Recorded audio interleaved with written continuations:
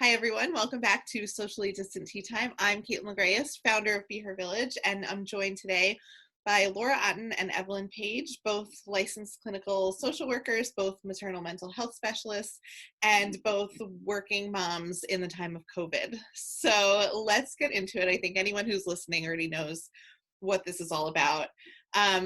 Off the air, Laura and I just kind of organically started talking about the thing I would like to talk about today, which is this feeling of bliss and happiness and joy in, it's like this rebuilding out of the ashes that is COVID, and simultaneously the feeling of, oh God, we're going to get locked down again, and how am I going to handle this? So can you guys give some insight? Are you hearing that? Are you feeling that? What do we do? How do we exist in those two places? So yes, I think we are going to be facing tighter restrictions coming up, and maybe school stuff or daycare stuff is impending. And to speak to that with my therapist hat on, I'm saying, like, okay, when is anxiety serving us? Like, when do we need to plan and prepare and be proactive and make plans and have discussions and not pretend like it's not happening? And there is that good level of anxiety about it, you know, especially talking about the holidays. And we've talked before about like making your new traditions and keeping that smaller, all of that, making plans for childcare, all proactive. That's right. My professional hat.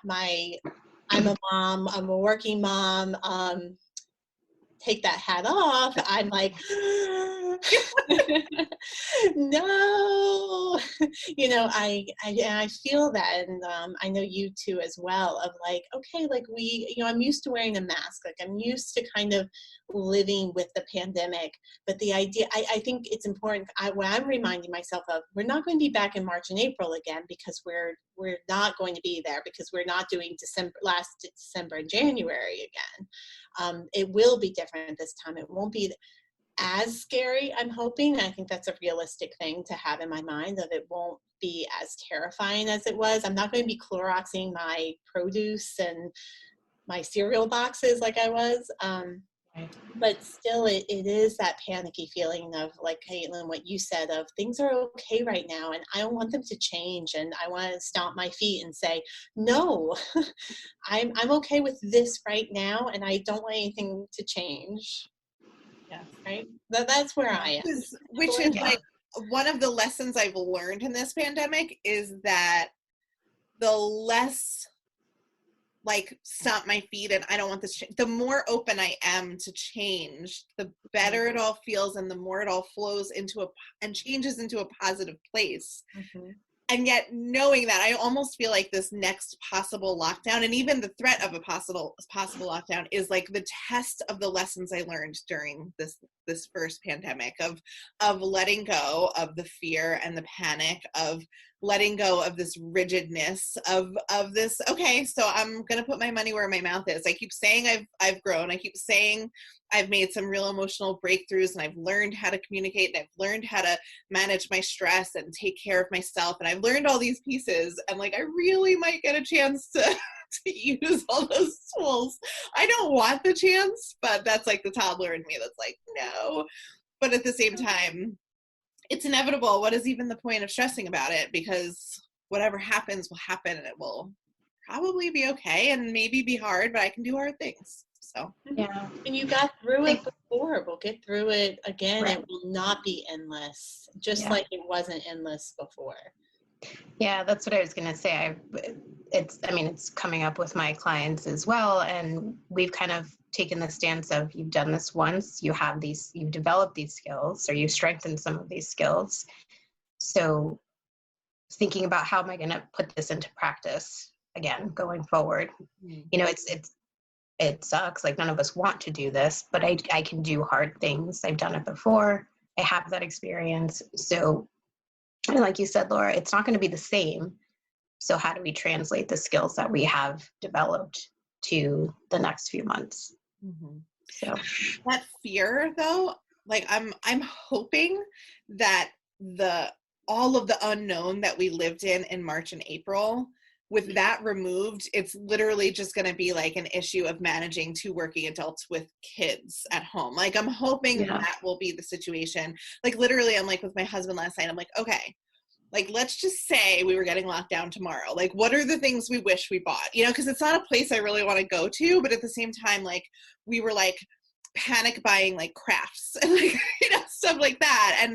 And that's probably, you know, I was thinking about like Chromebooks and like, how are we going to get the tools for them to do their schooling, and just basic things like paper towels, you know. And he's like, oh, we'll go to the stores and stock up. But I also remember in March and April, March specifically of last year, we were like terrified of getting the virus and terrified of moving about. And we like literally bought enough food to get through like 8 weeks. We didn't go to the store for a really long time. This time, my husband has had it. We've all been exposed to it. I feel personally way less panicky about the virus, and I'm hoping that, you know, that will bring a little bit of normalcy into whatever the lockdown. For me, the lockdown, I don't need to go anywhere. I don't need to see anyone. I really just want my kids to be in a place that's outside of the home to some extent. You know, I think that's the thing that feels the most like, oh, this feeling of I need childcare. I just do, you know, to survive and exist. And it's not the most comfortable thing for me to say out loud, because I hate the idea that I dread time with my children. And I don't dread time with my children. I just really, really love having time to work and do my professional endeavors. But I also feel like a bad mom that I'm dreading the idea of being home for weeks with my 3 children. So I don't know. There's that too, you know? I think that's the idea of like the different roles we play, and kind of figuring out what the balance is for, you know, working mom Kaitlin, and, you know, at home mom Kaitlin with my kids, you know, and, you know, just me and my own. And I like to do fun things and see my friends and, you know, go out to dinner, something like that. So I think we might have said this a couple episodes ago, but of like that idea of like, it's okay to miss your kids and enjoy being at work, you know. Yeah. And I think we were talking about that last week. Yeah.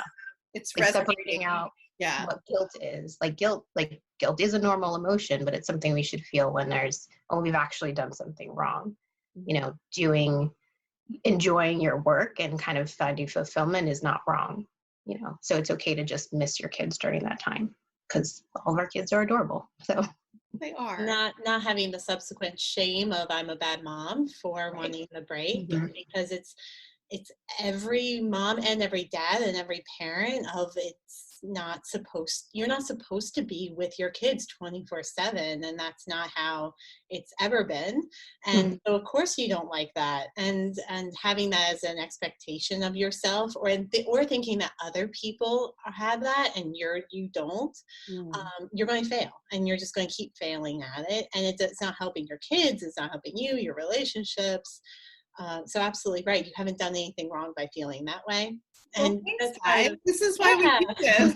I already feel better about that fact. It feels, when it's in my head, it feels like a big, deep, dark secret, you know, and there's shame attached to that. Like, I feel terrible thinking, oh, like my kids are going to be home. But I think for so many years, I tried to be the working mom and the stay-at-home mom, and I failed at both of them because I was so split, you know.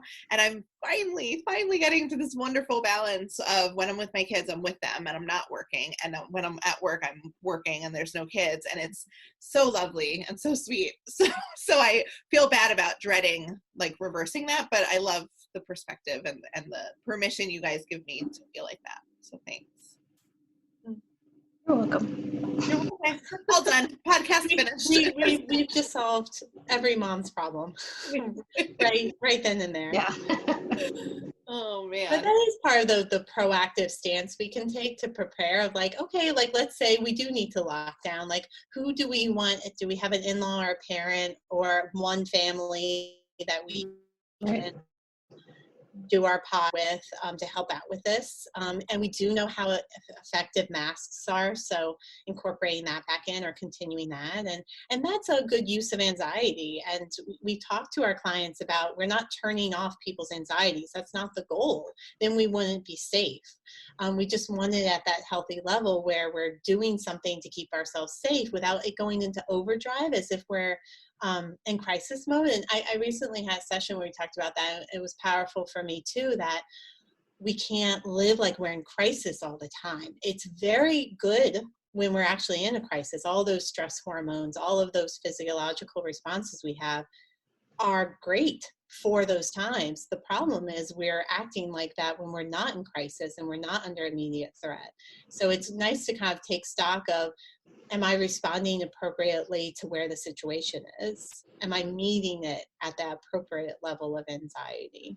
I love that. It's such a good way to look at that. And thank you for pointing that out, because it's kind of like with anything else. I know we've talked about food choices with our kids and it reminds me of that. Like, there's no bad food, there's no bad emotion. It's really just about the spectrum of health, right? Like, you do anxiety. I with my doula clients, I talk about that, it's like, oh, well, I'm just being hormonal. And I'm like, yeah, you're being hormonal because your hormones are causing you to be more aware of your surroundings and more vulnerable to the things people say, so that you can pick up on danger. And that's part of why you're having this reaction. It can be a force for good, these really big, heavy emotions, if we channel them and listen to them, and also not get paralyzed by them, because being paralyzed either by like complete apathy or paralyzing anxiety and fear, like, neither one of those things is going to be productive for us as we try to navigate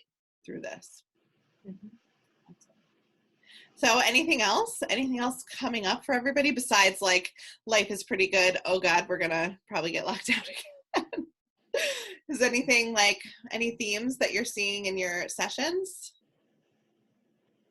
I mean, I don't know if we want to go there, but all of my sessions have been about the election for the last 2 weeks. Let's do it. Let's go there. So, yeah, there was a lot of fear and anxiety in the weeks leading up to the election, how long it took to get results, and there's some relief. We have an answer, sort of, I guess, but there's still a lot of fear of what's going to happen over the next couple of months, and that's what I'm seeing with my clients. So some relief, but still like a lot of weariness of what is this transition going to look like, because this is not something that I think any of us have experienced before with an election. Yeah. Yep. Yeah, I mean, there's tons of fear, and there is some relief for people who, preferred Biden. And I think that there's something to be said for the fact that we have our first female woman of color period as the vice president. That's very cool. But it is scary to watch our American, like, rituals, traditions. I don't think precedents with PRECEDENTS, like, not president, but precedents, be kind of thrown out the window at the whim of a losing narcissistic president. It's nerve-wracking, especially the followers that are gobbling up the information and misinformation because it feels good, and because it's probably, like, I don't know, it's probably their coping mechanism for some other thing, like, the more we get inundated, it's like, I've been seeing like memes and stuff where it's like, one of the things to notice is like how much you're consuming social media, because it becomes this thing that, like, instead of paying attention to your stress, or it feels good, but it like feeds, and it becomes this thing that's so much bigger. I actually, like, until you said the election, like, it's just not it's not where my brain is. I wake up and I do my work and I spend time with my kids, and I'm like, I'm in this very detached place, which for me, as someone who I went to school for political science in college, I worked in DC, I care deeply about politics, I am an activist, but at the same time, I'm like I'm real checked out, because I think that's my coping mechanism, and it's because it is extremely anxiety inducing what's happening right now. And I don't know, do you guys have tips for managing that? Because it's very in line with the pandemic, right? It's like something, although I think we can control the pandemic more in that we can at least wear a mask, but like, it's this huge, huge thing on a scale so big and so impactful and can and will have direct impacts on our life. And it's terrifying and it's all over the news. But at the same time, it's like, what do we do? You know, it's something we don't actually have control over. So can you guys give us, those of us who are listening and me, like, what are the tools? How do we get through this election season, which typically is literally like a week? It's like a little, or a month, maybe a little bit leading up to it, election night coverage, and then the next day you have a winner. And then, you know, everyone forgets about it until January 20th. But this feels like it's really going to be an extended thing. Like, I feel like I'm holding my breath until January 20th. And at the same time, we're heading into a lockdown. It just feels like these two buses, like, just are runaway trains, like, where there's no control over these two things. And it's like a strange time to be living my life and trying to raise my children and building this company and doing all these things with these huge, crazy historical events that are awful happening in the background. So how do we handle it? I'm glad you brought it up, Evelyn. How do we handle that? Yeah, it's not one of these, like, the work is not over. Actually, the work has just begun, because we've learned, as a white person, learned so much over the past year and being challenged by it, but also there's that sense of I need to continue to be challenged by it and not just be like, oh, well, it's been taken care of now. Like, quite the opposite. Like, okay, like, now it's the time to put our money where our mouth is and actually make changes and be productive and counter the hatred and the bigotry that we've been seeing so much of. So staying active, but then also we've talked here about the bandwidth and stepping outside of the comfort zone. I know that's been big for me too, of like, okay, here's where I'm comfortable. That's not good enough. I also I can't go up to my level 10, but I need to challenge myself to keep moving forward. Mm-hmm. And so taking care of myself so I can expend that energy in that time and show up and be present, while also taking care of, I need to take care of myself in order to do that, and not now just sit on my laurels and let other people take care of it. And that's, I think that's where it is that balance again of, okay, I'm going to take care of myself so I can keep giving and keep doing the work here, and knowing like it's far from over. And in fact, like it's the systems that were in place before this presidency were bad. Like, we just had bad systems from the foundation of our country. So like, why do we think it's over now because of a new president? The crises here are real, but I need to match my reaction to what's happening and not go overboard and deplete myself is the word I'm looking for.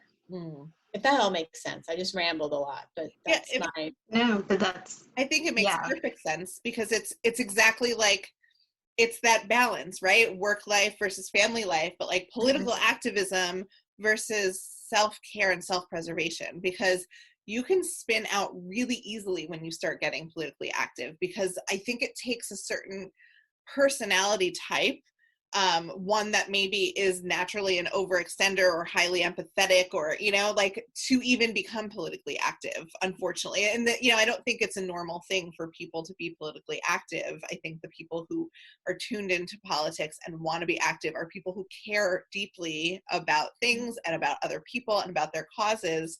And political activism is volunteer work. It's free, it's your energy being expended, which is just for working mothers who are already being pulled in many different directions.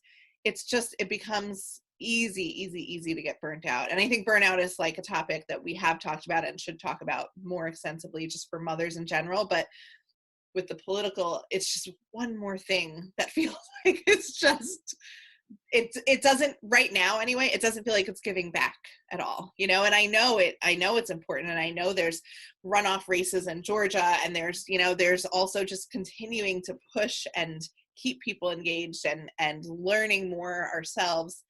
But it can be just so exhausting, and it's one more plate to balance. It's another thing to kind of find some balance with, because if you're feeling burnt out, it's not going to be helpful to do. And I think it almost kind of feels resentful, like, oh, this is one more thing I have to do. I think it just kind of, for me, it highlights, the work that I'm continuing to do myself. It was, but also just kind of the fear that I live with. We wasn't sure if I was going to share this, but on Saturday morning, we had a kind of a scary racist encounter with somebody, and I was with my kids, and it was just sort of eye-opening, in a sense of it, things like that have happened before, but I think the fear is kind of like how do I say this? Just the level that people feel comfortable expressing that, and in front of small children. So knowing, like, I've been doing my own work, at times my husband and I, before having kids, have, I'm white presenting Latina, but my husband and I have been in sort of awkward situations, but when it involves your kids, it kind of just brings a whole nother level to it, which kind of just fuels some of the other personal work that I've been doing, as far as like continuing to learn about and improve, like how do I talk about race and systemic racism and oppression, not just in my family, but in my work as a therapist, in my work, volunteer stuff and other things that I'm involved with. I don't know, some of that was just kind of like really highlighted by that, because I think most parents can kind of relate to, if something is going on with your kids, like, you will do whatever it takes. You will kind of face that head on. And that was like, a huge feeling that I had this Saturday. So, but it is still like I think it is finding a balance. Like I could have gone in a very different way in that situation that we had, which probably wouldn't have been productive. But it just kind of made me think a lot more about how I'm going to continue doing that work for me, but also for my kids. So I love that you brought that up. Sorry. Hello. I'm really sorry that happened to you guys. That's awful and sickening. But I think what you just said, like, that's the sort of thing that fills me up and makes me remember why activism isn't all draining. It's actually, it can be a productive way of using that anger, the rage, the anxiety, the feeling of injustice, and channeling it into something productive instead of whatever that option B was for you that you didn't engage in. But always with an eye to balance, for sure. Yeah, healing, and such a reminder that it's not optional for people of color or LGBT people. It's optional for it. I put that in quotation marks, optional for my family, because I'm not going to have that happen to me when I'm out with my family. So those parents who are listening to this being like, I don't want to talk about politics, I don't want to talk about racism, like, I want to shield my kids from that, or that's not part of our community, that being such a huge privilege, and one that's perpetuating this, and that being able to turn it off and take a break from it is not optional for so many people. So parenting is political. We've said that before, and if I had bullhorn, I'd use it now. Parenting is political, and we all have to do that. And I'm so glad I know you were hesitant to share that, but I'm so glad you did, Evelyn. So thank you. And I feel when you said, you had your kids with you, I felt it in my body, this kind of like rising up of like, because I know your family, and that's heartbreaking, but it's unfortunately what's been happening and will continue to happen. And that's the work here. Yeah. But that was Saturday morning, and I did let my kids stay up late and watch the speeches, and it was very emotional for us to kind of talk to both our kids. My 2-year-old doesn't get anything, but my 4-year-old, who is Black, to be able to tell her there's not just a woman, but a woman that looks like her, in this second highest position in our country. she's only 4. So again, it's not like she was sitting, enraptured by these speeches. But at the end, when, a lot of, Vice President-elect Harris's family was coming up on the stage, like her reaction was like, oh, a girl with hair like mine. Mm. And when would she have had that mirror, so that meant a lot. So beautiful. And I was sobbing. I was sobbing, and it really caught me off guard when I watched, but her speech was so stirring. And I realized it's not something I think about a lot, but it's something I have to think more about. I realized that I'm raising a little girl who might identify as a woman of color. Her father is from Honduras, her entire family, so technically she's Latina. And I only say she might identify because I have no idea how she's going to identify, and I just want to leave that space for her to figure it out on her own. But I'm a white woman, and there's only so much I can do and say and show her, because whatever I accomplish and whatever I teach her, I'm doing that through the lens of whiteness. And to be able to say, hey, look at Kamala, look at what she did, and look at what you can do. And, I was also texting with a friend of mine who's a Trump supporter, which I just don't understand it. And I've told her that, but that's okay. I still like her for other reasons. And she is a woman of color herself, raising a little girl who's a woman of color. And it's like, despite the differences in our politics, that was a huge moment for her. And she sat there with her daughter, and it's groundbreaking for our children. Like you said, Evelyn, she couldn't grasp the enormity of it because she was 4. But I think what's really exciting is our kids will never grasp the enormity of it because they're little kids, and it's totally normal to see a Black president and a female vice president, and gay marriage is legal, and these are normal things for them. And that's so exciting to me.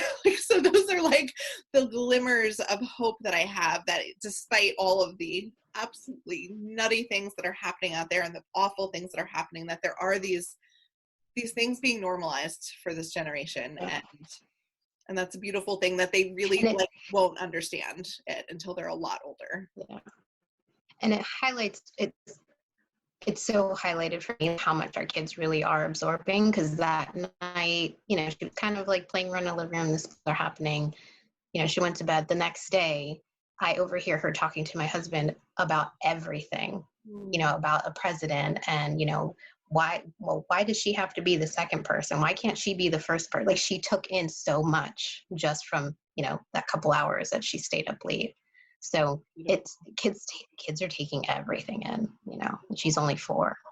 Oh, what a beautiful time to be alive. What a wonderful place to end with. Let's end there. Yes, let's end on Kamala and our little girls having a very bright future. Thank you, ladies, both so much for joining me. As always, it is an absolute pleasure. And thank you, everyone else, for listening. Tune in 2 weeks from now. We're going to do this every other Wednesday until we need it weekly. But hopefully that won't be the case. All right. Have a great day, everybody. All right. Great seeing you. Bye.